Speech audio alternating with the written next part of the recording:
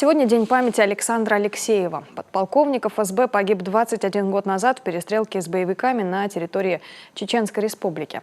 В 2000-м рядом со зданием управления в Сыктывкаре установили памятник Герою России. С тех пор каждый год 8 августа здесь собираются его коллеги, близкие и друзья. Они вспоминают, в ту последнюю командировку начальник отдела кадров вызвался ехать добровольно. На месте он возглавил оборону общежития ФСБ в Грозном.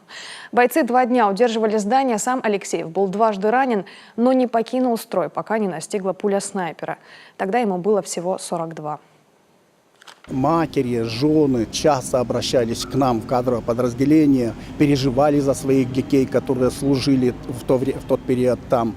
Вот. И он решил, сам решил, никто его туда не отправлял в командировку специально, а он сам решил, я должен съездить туда лично и посмотреть обстановку, что, как наши ребята служат, чтобы я в глаза мог матерям уже рассказывать, говорить и успокаивать наконец.